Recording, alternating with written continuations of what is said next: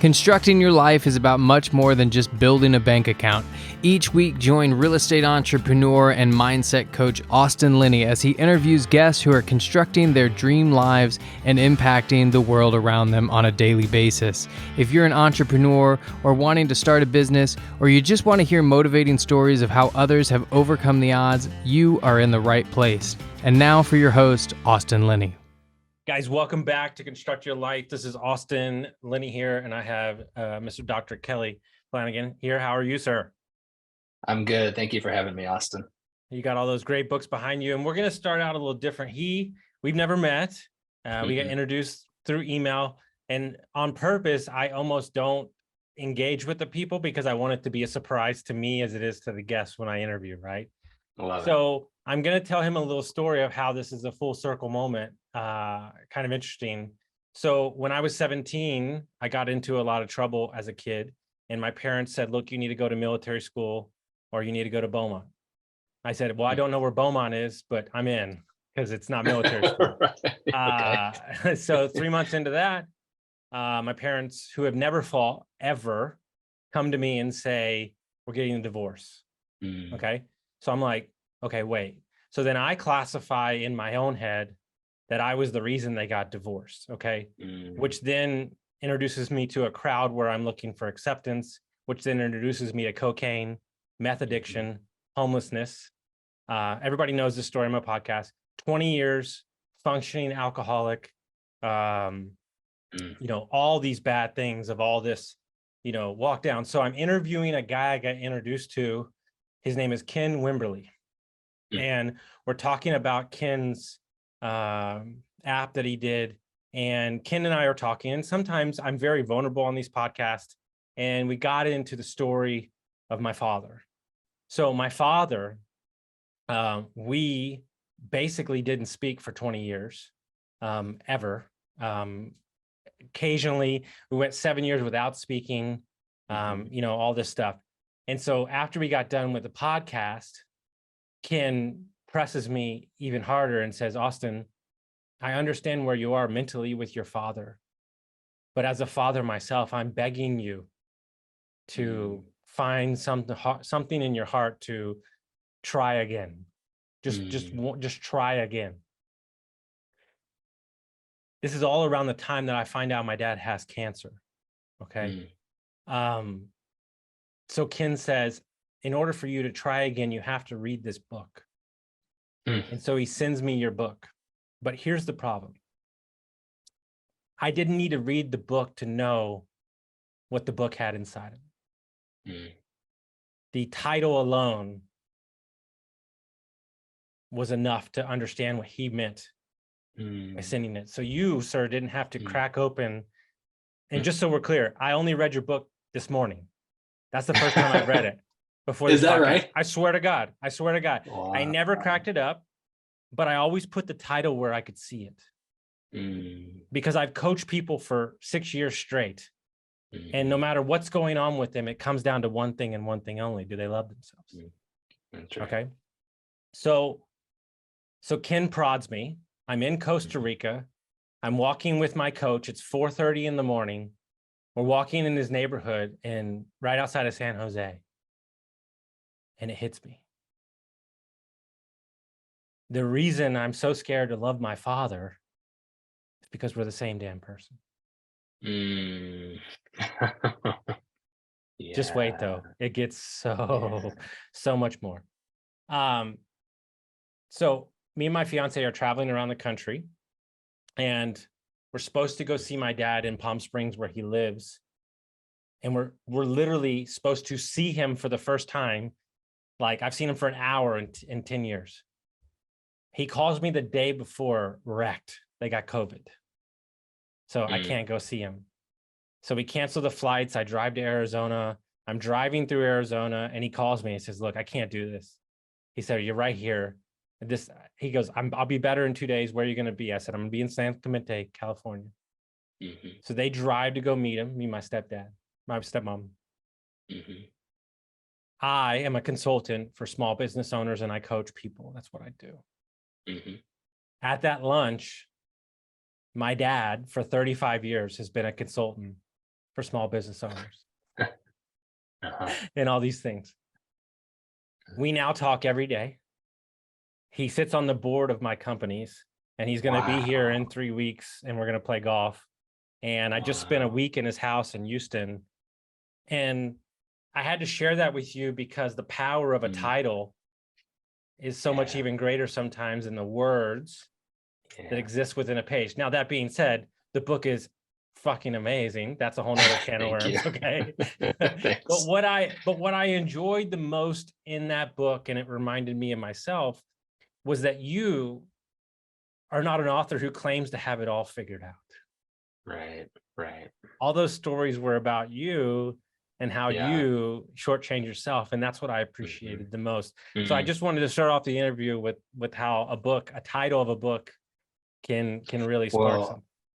I'll share something with you. I don't think I've ever shared this anywhere else. And then a question for you that the share is there was a lot of debate prior to the release of the book, because everywhere else on the internet, I'm Dr. Kelly Flanagan, right? And someone asked me recently, they said, there's no doctor on the cover of Lovable or any of your other books, right?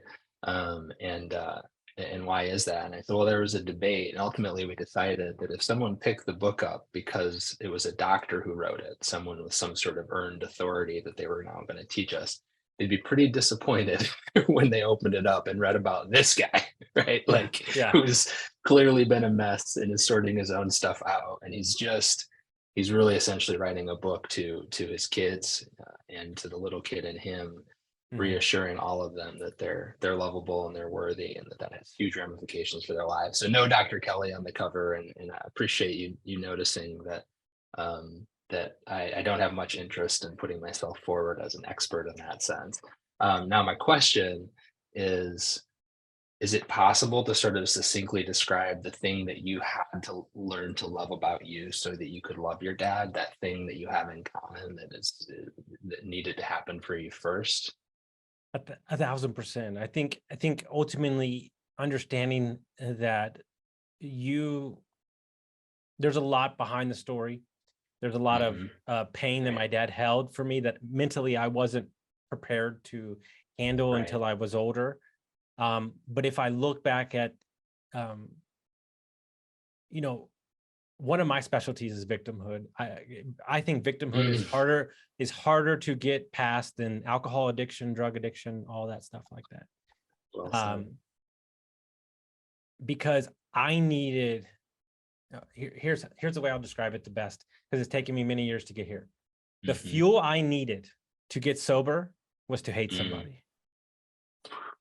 Wow. It was to hate myself, hate everybody that it involved. There was an anger. There was a visceral change in me that had to happen. I had to blow it all up.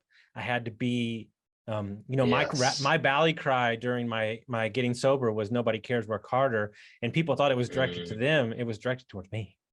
Sure. I had to physically go to fucking war with myself and say, "Is this what you want?" Now, here's what sucks: is that you do all that change. And what happened to me about a year and a half ago is you keep reaching down in the barrel of toxic gas to move forward. It's not there anymore. That's right. That's you have right. to say, you have to say, oh, maybe I can actually be happy and live a life. That's so good, man. It's so true. I think there's so many people probably listening right now who can relate to that and go, oh yeah, I use my anger. I use my FU. I use my, all of that stuff as fuel. But most of us can relate to that fuel running out, or it's not self-imploding on itself, blowing up. That's a sprint fuel. That's right. To get you to the next level. It's not going to take you to where you need to go. And what I realized when we started buying companies, and I'm managing multiple people, I now have 44 people that I'm in charge of. If I'm using that, then they're seeing that as a bridge to what they can use. But when I say, hey, dude, we must have had 17 things that happened wrong this morning. And here I am, my guys are just, they're so upset. They're pissed off. They're yelling at each other. And I'm just laughing my butt off, lightening the mood. Right. But it's taken me so long to get that. But the problem is I recover and I'm in recovery for almost 4.5 years now, but I no longer identify with that at all. I'm Right. recovered. That's right. Man, so at a recent Front Row Dads retreat with Matt Drinkon, who connected us, he one of my friends was there, Mike Wagner, founder of a company called Storage Rebellion. He said something that sort of earned him the MVP vote for the retreat from everyone. And I asked him, we actually ran into each other in the airport on the way to the Front Row Dads retreat, and the man was on fire, like on fire in like that not driven way, but in that peaceful way. And I said to him, which is has its own drive. I don't mean to imply that it's static, but I asked him, dude, what are you doing? And he said, I'm doing everything I've ever done, except I'm doing it now because I love myself instead of trying to fix myself. Right. And boom, right there. That's the shift that you're describing, is that it's not, it's a shift from I'm fixing myself, I'm disliking myself, I'm trying to get away from who I am, to I love who I am, and now I'm doing all those It's things. the absence. It's the absence of the run. That's right. Yeah. But here's the problem, though. When you don't have the run, then you have to sit with yourself. You gotta be with yourself. That's right. You know, that's not the fun part. That's not the fun part. It's not the fun part. And let it be known, like every day, you know, I have an amazing fiance now, but you know, I had a 13-year marriage that didn't serve me, you know, at the end there for the last 6 years. And I met her a month after leaving my wife, and she knows, and I know both, I still got a lot of work to do. Right. There's a lot of work to do when it comes to that, but you have to be willing, right? I have a friend, a good friend, who's a male coach, and some of these guys that are men's coaches in the fitness space are just savages. I mean, these guys, I don't understand what they do, but for like 3 weeks, he on purpose didn't work out, and he stood in the mirror and looked at himself for 10 minutes, and he said the words that were going through my head were the nastiest stuff. He goes, I would not repeat these words to anybody. And what he realized is that he was working out for his followers. He wasn't working out for himself. There it is. That's such a great, just a metaphor. We all have to have those 3 weeks right in the middle of our story somewhere, where we quit doing all the things that we do to not slow down and not pay attention and not connect with ourselves. And then we have to go through that initial, not forever, but that initial pain point of seeing all the stuff that's going on in there that's driving the running, right? And wow, what a beautiful example of that. You did it. He did it in a powerful way. I think that's what I talk about essentially in Lovable, is the time in my life when I went through that, and still have to go through that sometimes. There's always a revisiting of that. But one of the things I love about coaching entrepreneurs is entrepreneurs know what's got you this far can't take you the rest of the way. Yeah. Right. So there's just that awareness, and it's such an essential piece of the journey, is to know that all that drive, all that energy, all that fight, all that hatred, all of it that got me this far, it's not gonna be able to take me the rest of the way. I got to find something else. And sometimes that's motivation enough to slow down. Well, it's interesting, right? And I realized it last week. We closed a deal and we bought, it's a long story, it doesn't even get into the whole thing, but we closed on a business that a guy retired, and we got a great ROI on his phone number, the customer list, his tools, all this stuff, right? Great ROI. I worked on it for like 2 hours. It came to me from one of our sales guys, bam, boom, boom. We did it. They're happy. I'm happy. Everything's great. And I realized that I'm at a different time and space in my career, but also in my life, that I have to identify with decisions as work, not work being work. I'm paid to be president and CEO and make the big decision that's going to yield us the highest ROI, but I might do nothing the rest of the week. Right. Yes. Now, who does that mess with? It messes with me. Right. Because our worth is predicated upon how much am I visibly producing so that everybody else can sort of say, oh, that's his value. That's his value. See what he's doing. I know, like, to have to sort of source that value from within and know that the decision is valuable enough. Like, that is a hard transition to make. Because it's not what I found over the time, especially being sober, is it's not what I ask people to do is 2 things when they change careers. The joke with me is, if you coach with me, 3 things are going to happen. 1, not on purpose, you're going to get divorced. you're going to move to Europe or you're going to leave your job. It's as simple as that. And I'll tell it to you on the first session, right? But what I need you to do in the midst of that is create an anchor point to accept and be ready that you're going to have to identify with your new identity long before your actions and your feelings are going to take up, because it's the identity that we lose within that space. Getting sober is not hard, but not being identified as the drunk friend anymore, that's the problem. That's the problem.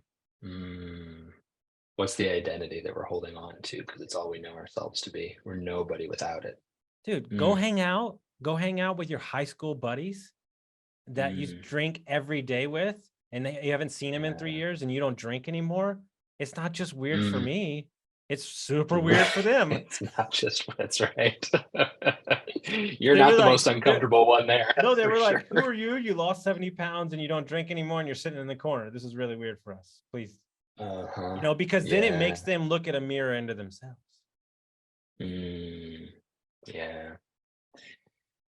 Yeah, that is one of the concepts in Lovable that I talk about, is when we are starting to live into our sense of worthiness, you will lose places of belonging. You will lose circles of belonging, because it's going to lead to changes that's going to ask everyone else to sort of look at themselves as well. And if they're not ready to live into that worthiness and start to make some of those identity shifts, it's gonna be really uncomfortable, as you point out. And and so, you know, it's there's a pruning that happens at first as we enter into that worthiness before our circles of belonging begin to expand again. One of my favorite quotes is, "Stop watering the plant next to you long enough to see if it's a weed or a plant." Ooh, that's a good one. I like that. That's really It's the good. truth, right? Because one of the things my fiance has taught me more than anything is a simple lesson, but it's the biggest lesson in the world. And I hope it lands for you, because it's so ridiculous when I say it out loud, but it makes so much sense. She taught me that rain is great too. That's so good. And by rain, you mean, so hear me out. She's from Seattle. I'm from Texas. Dude, I love the sun, baby. I'm a front runner. I love the sun. I'm with her. We're on the West Coast. I'm all jazzed up to have a great day with her. We're hiking and it's raining outside, and she goes, "Wow, what a beautiful day." I was asked recently in an interview, like, what is peace? When you say peacefulness, peace, what is it? And the answer that came to mind was, peace is not resisting any of the human experience, right? And so we have, to your point, we have experiences that we categorize as good and desirable: sunny days, Texas weather, you know, these sorts of things. And then experiences we categorize as undesirable: rainy days, cold weather, sadness, hardship, you know, pain, all of these things. And what we do is our ego attaches to wanting the stuff we decided is good, and it spends its life resisting the things that we've decided are bad. But if we in resistance to what we think is bad is the definition of suffering. If we can no longer resist those things, but we can welcome them in, not have to resist them, not have to avoid them, all of a sudden we can be at peace in any situation, because it's not contrary to what we're wanting for right now. We're simply being present to it. We're living it, and we're figuring out who we are in the midst of this thing, right? And so the concept of rain is good too. I love it. I think it gets to something really profound. What is the true, in your eyes, what is the difference between worthiness and love?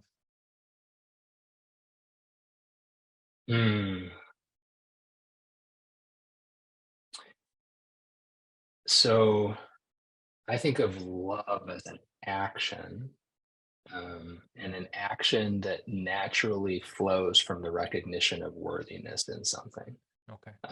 So if we can recognize the worthiness in ourselves, then love will be the natural action of loving ourselves. Now, people said, so how do you know if you've really connected with your sense of worthiness? And I said, there's always one hallmark. You know everyone else is equally as worthy as you. They may not be able to see it.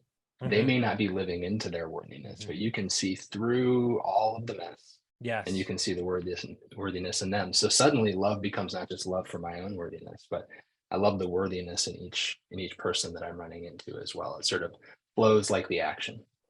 Because we're having, we're in the HVAC, plumbing, electric, construction space, right? Among my other stuff. And, obviously, the narrative out there, there's nowhere to hire. There's no good people, Right. You hear from everybody, right? Well, what I've been doing, this is an interesting tactic. And we went from 18 to 44 in 100 days. No ads, no nothing. I hired them myself.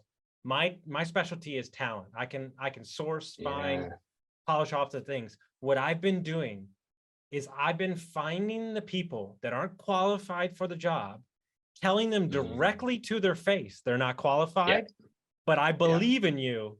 And they're knocking it out of the park every time, because I can teach everything else. What I can't teach is wanting to get after it, smarts, and loyalty. Everything else I can teach. Right on, man. Right on. And so in that capacity to see the worthiness in yourself is the foundation of the capacity to see it in other people, right? So here you are able to see what other people are capable of because you first done the work on yourself, whereas everyone else is missing it. They're not seeing it. They're looking at a resume and going, not qualified enough. And you can sort of see past those credentials and right into what they're capable of. I think that's beautiful. It's a great way to that book, Who Not How, right? Man, that's it.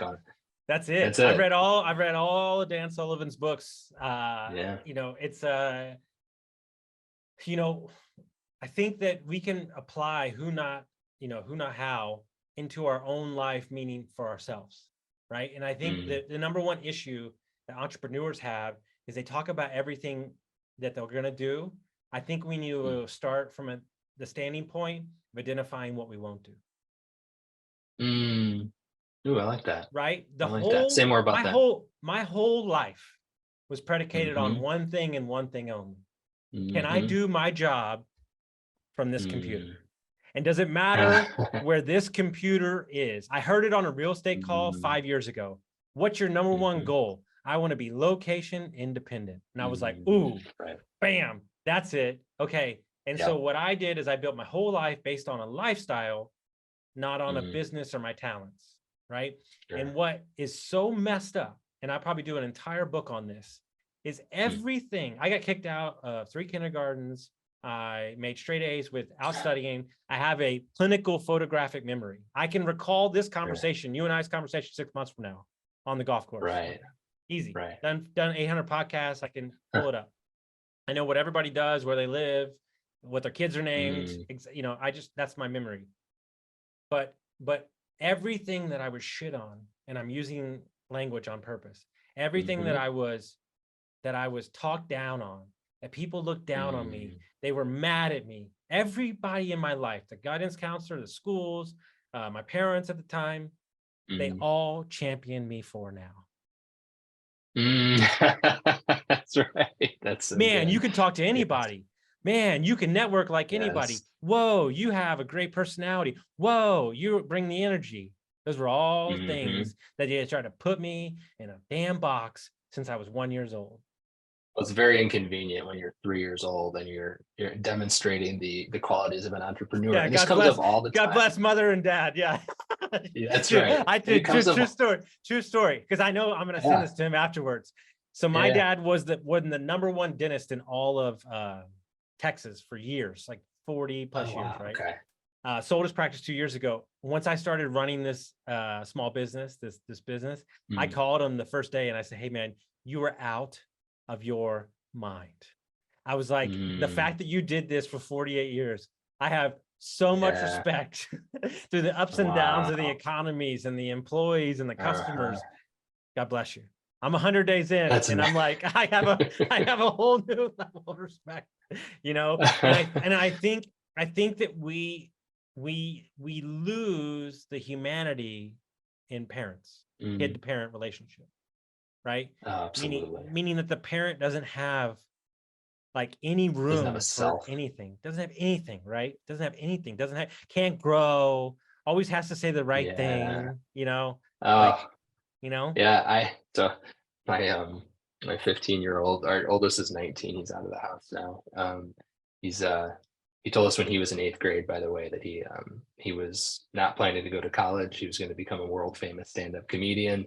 And he's now 19, living in Chicago, attending Second City and chasing his Oh my dream, God, look at this guy. fully supporting himself. Yeah, he's a pretty cool guy. My 15-year-old, the other day, he's just short of his driver's license, which is like I think 15 is the worst age, Yeah, right? 15 is Because the worst, you yeah. feel like you should have all the control and freedom, but no one will give you that driver's license yet, you know? And anyways, was asking him to sort of participate in the family life. Hey, can you know, garbage, can you get out and water that garden? I mean, all these things. And it's grumble, and like resist. And then, you know, an hour later, he comes to me and he says, "Hey, Dad, can you give me a ride to the Y?"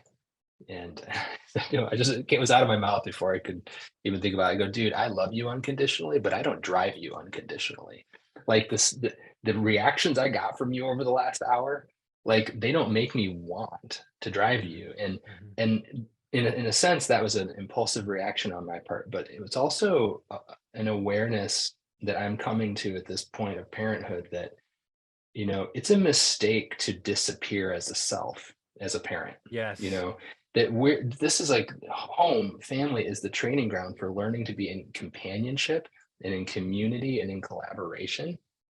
And if we disappear as selves, if we don't have sort of a human sort of identity that we're inhabiting with our kids, then we're just making it too easy on them to skate through life without learning how to be in relationship. And so these days, like I love you totally, but relationships are, you know, there's a mutuality to them and a reciprocality, and I need you engaging in that. So that's anyways, that came to mind when you shared that about parents and humanizing our parents, right? So I have two concepts for you. One, I think could be relatable in your book, and I've never publicly shared it to anybody. There's only one other person that knows what happened to me. He was a coach in the younger group I was in, GoBundance, said it to me, and like I literally had to leave work because it was such a aha moment for me. What I realized during the journey of trying to heal with my father wound and my relationship with my father, any man, meaning you, we could have met 7 years ago, any mentor I had, they were on a false pedestal of expectations and unknowing to themselves. And I would beg them to let me down so I could continue to feed my victimhood. And that was my rinse and repeat my entire life. Man, how, if we are not digging into those wounds and how they're continuing to linger with us and how we're continuing to play out those habits, how are we ever going to get conscious and unstuck, right? And the first line of my new novel is, the past is behind us, but it's also always within us. And if we're not aware of that reality, that those past wounds and the patterns that sort of coping that resulted from it, if we're not aware that those are continuing to influence on a day-to-day, even moment-to-moment basis, then we're really not free, are we? We are sort of a slave to what we're not paying attention to there. And there was a guy, and I'll be honest with you, he's kind of a jerk, but God bless the jerk, right? Because I don't know I don't know if he skates between jerk and kind of great. It's a thin line, so it's all relative. But it can be a thin line. He said to me, he said, "Hey man, like all this is great. Like I get it. These people offended you and hurt you, and you're upset about them. That's cool. I get that. But not once in 3 months have I heard you take any ownership of anything." He goes, "Wake the fuck up, dude." He goes, "Read this book and shut the fuck up." And that book was Extreme Ownership by Jocko Willink. Oh, awesome. Man, and you read it? Yes, I listened to it. Yeah. I listened to it, yeah. Yeah, and it's one of those things where I would say, among many other things, it was a catalyst to my sobriety. Because like I said in the beginning, victimhood is almost impossible. I call it bunker therapy. Man, your willingness to sort of to stay in that and hear that and follow up on that feedback. I mean, I think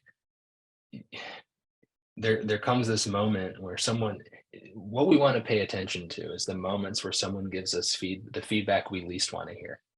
right? And I don't know exactly what that feedback means for us, but if we least want to hear it, it means something really important. And it's really important for us to slow down around that, and dig into that and discover what that might have for us. And you were willing to do that in that moment. A lot of us, man, it's just full guns Do blazing you right back. want to and know move how I on. used to introduce myself to networking events? Yeah. True story. Yeah. Dead serious.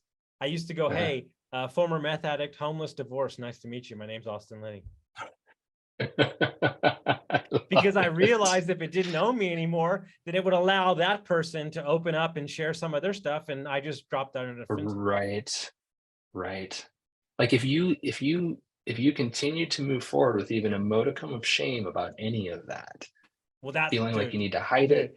I gotta go read your Right. chapter. I gotta go read your chapter again on shame, because it made me realize that shame, external, internal, but also fictional shame is, I would say, the root of 90% of everything. That's right. I agree with you. Like Mainly that was the fictional. fundamental turning. Yeah. Yes. Yeah, exactly. Like shame, if shame is the message that you are not good enough exactly the way you are to be loved and to belong. Only one. Then it is You're the only one. Yeah. Dude, my favorite Yeah. thing, the client goes, I go, who's telling you this?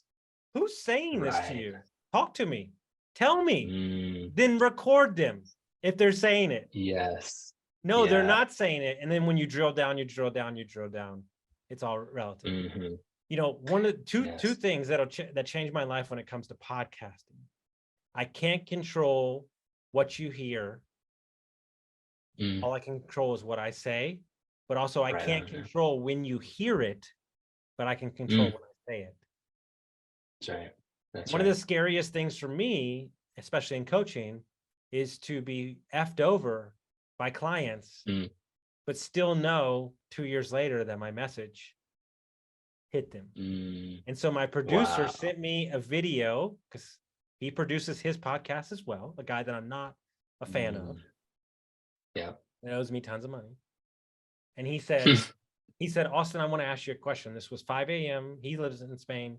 I live here. So I got the message at 5 a.m. when I'm walking. He said, let me ask you a question. When I met you, you told me that your number one why in life is to impact all in every way, in every moment. That's what you said to me. He said, that's the case. Then who gives a shit what happened? Listen to this. And I listened to it and I lost my mind. One of what you're getting, I love what you said. I can only control what I say and when I say it. I can't control how other people receive it, when they receive it.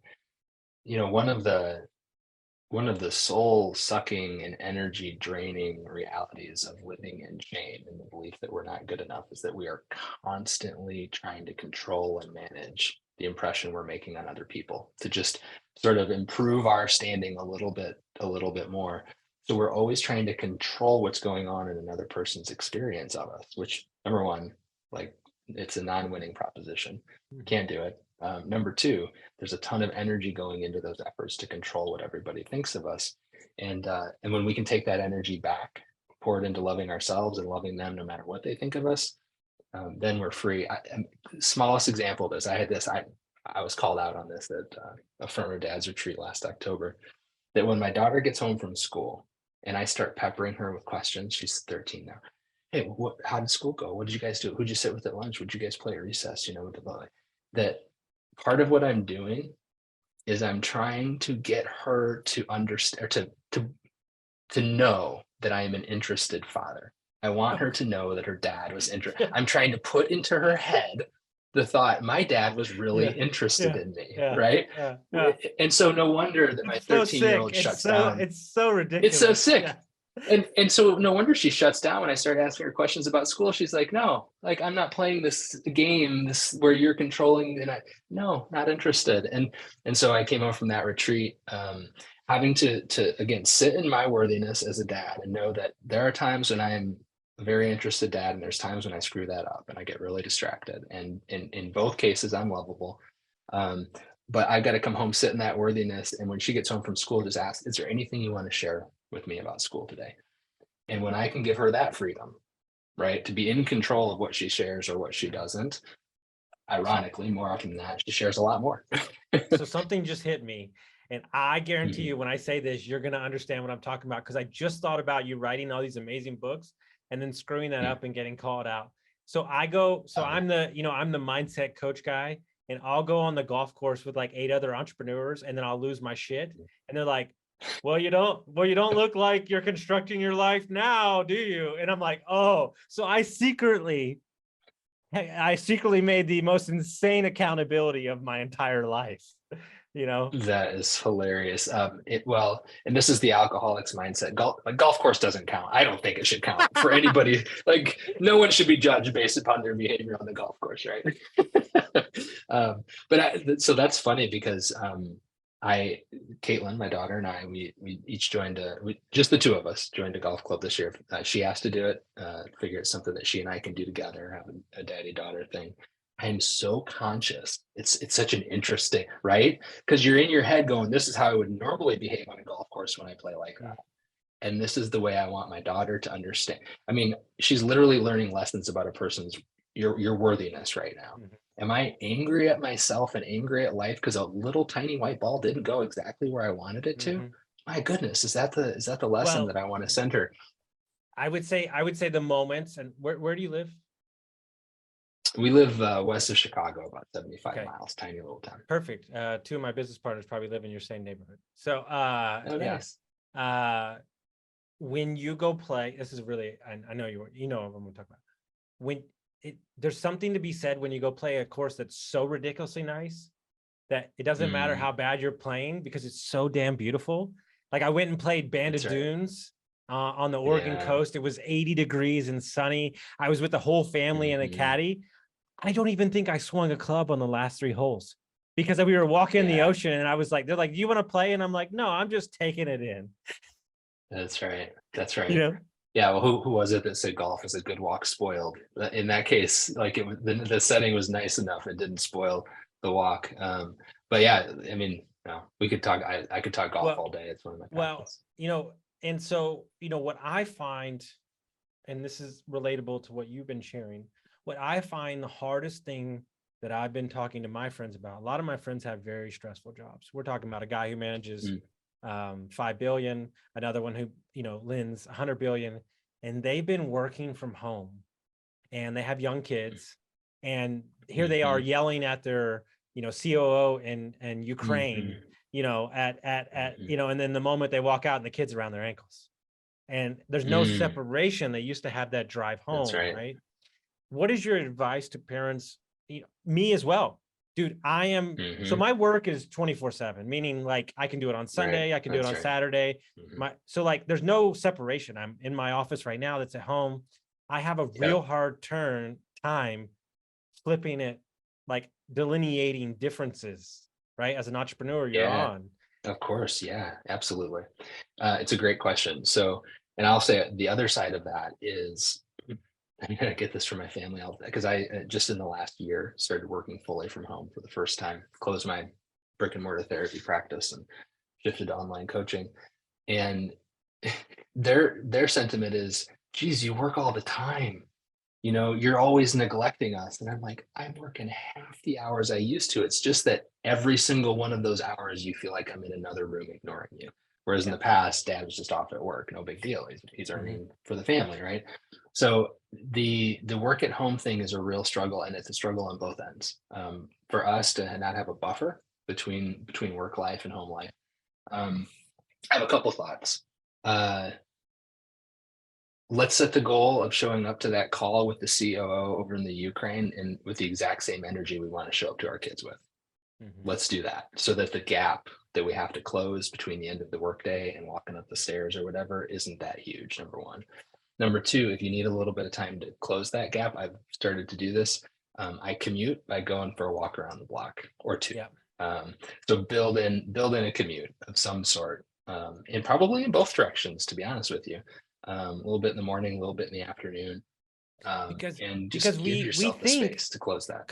And this is one of my things with, and you Front Row Dad, by the way, just so we're clear, Front Row Dads, and I'll just say this because Mike Higgins is a good friend of mine. Front Row Dads is the greatest group that exists on the planet. And the moment that I start having a baby and we find out we're pregnant, I'm in. Okay. The moment I'm in. Okay. Front row expecting dad. I'll be in that group. So just amazing human beings, everybody I met. One of the things that I heard the other day, and this is something I drill into my clients, you're two things. One, you think that all the success that you need is you put it back on your family and your kids. Okay. Bullshit. It's because you and for you alone, in the moment that you accept that, that's huge. Okay, bam. Second thing is you're acting like they want 3 months off, no cell phone, no work. They're asking for 45 minutes. Pull it together, bro. Yeah. That's it. The first piece of what you just said is not said enough. We hear it all the time. I hear it in my own head, but I did all this for you today. I did all this for the family. I'm providing for the family. And the reality is, if we deleted all of them, we'd still do the same thing. We're still driven for, just such an important observation you make there. And if we can own that, then all of a sudden we don't feel like the family owes us something at the end of the day because we were just out doing this for them. Now it's time to pour into them as well. And like you said, 30, 45 minutes of quality attention goes a long way. Dude, my fiance would beg me to go to work because she's like, you're a nightmare when you're off for a couple of days. That's right. Now, what I will say is, you give your family, you give your kids in particular 30 to 45 minutes of quality attention, and it won't be enough. Because if they get 30 to 45 minutes of quality attention from a parent, they're going to want more. That feels great. That feels really good, 100%. Right? Yeah. And so how often do we conclude our really intentional hour of time with our kids by getting frustrated that they want even more? like we're not good enough now because they want more of us. And it's the other way around. It's like, no, dude, they want you around more because that was really good. You did great. So affirm that for both of you. So something I want to share with you, and you were talking about how I take feedback. So I've only heard it one other time. It was a guy from $1 Million Listing, funny enough, on a Gary Vee podcast who said it. And I almost fell out of my chair because it was how I lived my entire life, but I never heard anybody else describe it. And I'd like to hear your thoughts on it. One of the greatest things, bad partnership, good partnership, lose money, win money, don't matter. The number one thing that any business partner, anybody that works for me says, will give you feedback, and at 7 a.m. the next morning is fixed. Like, boom, it's done. So the way I live my life is, as you and I are having this conversation, my soul and my consciousness is standing right next to me. I'm correcting in the moment, going, And what my fiance's had to teach people is, he's not listening. He's a bartender for 20 years. He sold wine. He hears everything. Right. But I'm always correcting. And yes, I could work on being more present. I'm fully aware of that. But if you tell me at 9 o'clock, hey, you tell me at 9 p.m. at night, I didn't like that. When I show up the next day at 8 a.m., that's gone. Yeah. One of the ways that I couch that is, my brain is excellent at problem solving. I love problem solving. I think my true self is a good problem solver. And so when someone says something to me, a to-do list populates in my head. I go, ooh, I can solve that and that and that and that for them. And so what's interesting is that I got really defensive for a long time about the way I would get distracted in conversation, or I'd lose presence, or someone would say, you're not really here. And so my wife would call me out on that. I get defensive. I'm so present. I'm so dialed in. It took me owning the fact that that's the way my brain works for me to express it and be vulnerable about that with her. And so now, like, she'll start to say something. She'll go, I don't want to create a to-do list for you until tomorrow. And she won't. Let's talk about that first thing tomorrow morning. It's pretty cool. And then sometimes though, she'll use it to her benefit. She wants something. Of course. So she'll be like, I just wish this was this way. Yeah. And then she just walks out of the room. And no. Look, there's nothing, and you, there's nothing greater than understanding that the woman in your life, right? I've done 800 podcasts. I've spoken on stage a few times. I'm running, a $1 million business. Means jack shit to my fiance. Exactly. The moment we got together, she stopped listening to podcasts.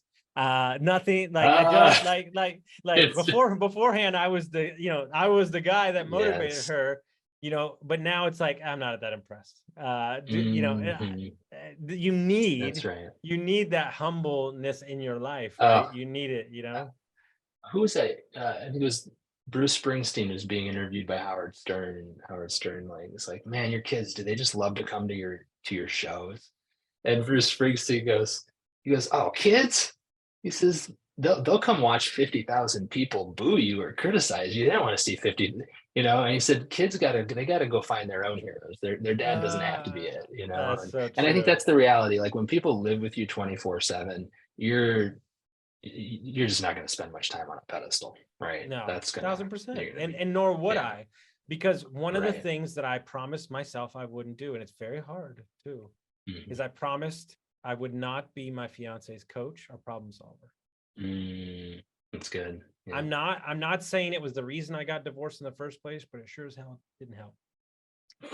Well, let me tell you about the first 10 years of my marriage, because I'm, clinical psychology PhD, specializing in marital conflict. Can you imagine what I was like to live with and being married to me? Your nightmare. A nightmare. What do you mean by that? And she's like, sure. Yeah, and I just told myself that if I just stayed calm in conflict, then I was the winner. I was doing that's even it better. worse. That's even worse. It's worse. It's worse. It's so condescending. Not to mention the fact that my wife is she's a spark plug. She's a fighter. Like if you're staying calm, she thinks you don't care. No, and all of a sudden, I told you that my fiance taught me that rain's beautiful. The number one thing she also taught me is that we can fight and still be in love. That's right. That's right. I never knew that in my entire life. It was we fight, so I disappear, and she's like, "Look, I'm being 100%." She's half Mexican. I'm being 100% serious. Yeah. I love you, but I want to punch you in the throat right now. And she's like, "But know that down there, I still love you, but this doesn't work for me." And like, man, there's a tipping point. I tell this to couples all the time. There's a tipping point in marriage when the biggest truth about the relationship isn't the fight you're in, but that you'll get through it and be closer as a result. Ooh, and that's scary, because then I have to be then she, like, here's what people don't understand, and I'll tell her right to her face. She loves me so much it scares the shit out of me. Like I've never been loved like that ever. Wow. Right? Like I've never been loved like that. My mom was hardcore. My ex-wife was hardcore. And like when I got separated from them, I went, this is a true story, dead serious. Got separated from my wife, my ex-wife. We had 30 or 45 days where we weren't talking. I got in the car to drive to Austin, and I drove to California instead. This is a true story. Swear to God. So for 45 days, I visited my friends in Malibu. I was in Joshua Tree. And here's a true story. I swear to God, this is 100% true. For 35 days straight, I didn't run into another male. And I randomly ran into like 7 different women and hung out with them. It was the craziest thing in the world, healing my mother wound. And everybody asked me, they said, "Who are you traveling with?" And I said, "Dude, I met this badass motherfucker. He's sitting right next to me, and his name's Austin Linney, and I can't wait to get to know him." I love it. That's awesome. I love it. It's the truth, right? When's the last time? Go ahead. Yeah, I was gonna say, when you said she loves me so much it scares me, and what made me think of is like we have our little go-to tricks in relationships that will push 99% of people away when it feels like they're getting too close, right? Too close to that stuff that we're not real confident about or we're still ashamed of. She loves you too much to get pushed away. So she's gonna keep on coming. but hey, just so we're clear, same for me. When we first got together, crazy childhood, never had a mom or dad, raised by our grandmother, the whole nine. She was fighting me away, and I'm going, it's not working for me. And I would just be like, I'm not going to address this, right? But I've done enough work to know that's not directed towards me, it's directed towards trial, right? Because I think that, reading your book this morning or listening to it while I was walking, I thought to myself this one thought. And I had a friend tell me this 5 years ago. I can't remember exactly the phrase he used, but he said that if you can spend your life walking around looking at everybody directly across from you and know that you're nearly just talking to their little child self, then you can have peace in your heart. Right on. Absolutely. And the piece that I would add to that is if when they're acting like that jerk, you can know that they're just protecting the little child inside of them, then, right game before this changer. interview, Mel Robbins was interviewing. I saw this clip. I sent it to like 10 people because she said that there's this lady at my book signing who had a bad attitude. And she goes, well, she doesn't have a bad attitude. That's just despair. And Mel goes, hold on, what? And she goes, oh, she's not actually a mean person. She's just fighting for her life. Wow, so good. There's a story I share in Lovable, a little anecdote told by a guy named Peter Rollins about this Texas oilman who discovers he's got a long lost cousin, Seamus, over in Ireland. He wants to go get to know him, so he goes over there, and Seamus is showing him around his humble little property in Ireland. And the Texan says, "Oh, you should see my property in Texas. I can't even drive my car to the edges of it." And Seamus looks at him and says, "Ah, my car's broken too." And like, I can't tell you how many times a day when somebody shows up with all of their bluster and ego, I just think my car's broken too. Yeah. Well, like, it's just that little kid underneath. See, this is interesting that we're having this conversation. That was my entire makeup and personality for my entire life. It was let the rhino, they call me the rhino, let the rhino be loud, boisterous, run over 90% of the people until a coffee shop in San Antonio, Texas on a Thursday, when I ran into my friend accidentally, and we were supposed to meet for 2 minutes, and we talked for 3 hours. I cried 16 times, and she said, "Let me ask you a question." These are her exact words. She goes, "Austin, there is no chance that there's a part of me that doesn't believe that you will be successful." She goes, "I know that. I know it. I see it in your intention. But I'm letting you know right now, when you're on top of that mountain, who's going to be there to support you?" Right. She goes, "You're nothing more than a bloody knuckle climber." Whoa. You've had some people who have been willing to tell you the truth. And I, because I'm willing to tell them the truth. Well, I was going to say, and I think people know when someone's ready to hear it or willing to receive it. We just talked for an hour. That's the most important statement that you said ever. When they're willing to hear it, not when you want to say it. Can you show up to your life with the energy that lets people know you're willing to hear the hard things so you can actually get the essential feedback you need to keep growing? Yeah. And the fact of the matter is, once again, you said it again, willing to show up. Willing to show up, right? Yeah. Willing to show up. Because here's what's crazy, right? Is that when you get sober, this is one of my good friends I interviewed, he's beaten cancer twice. And my joke with him on the podcast, they gave him a 3% chance to live. On the podcast, I said, well, when you beat it, I said, they just put $1 million in your bank. They were riding, you had a parade down the street. He goes, no, I had ass loads of fucking medical bills and all this shit. You know what's fucked up? And I'll say this, and maybe I'll send it to him, maybe I won't. He fucked me over big time. Biggest fuck over my entire life. But what I realize right now in this exact moment is he was just fighting for his life. He was just fighting for his life. That's right. That's right. And I finally just forgave him. It's beautiful. Still upset, but forgave him. Well, forgiveness is definitely an iterative thing, right? There's that wisdom. We'll let it touch like a couple months from now. That's right. Yeah, that's right. It's when the hurt wells up again, you got to forgive it all over again. So yeah, that's right.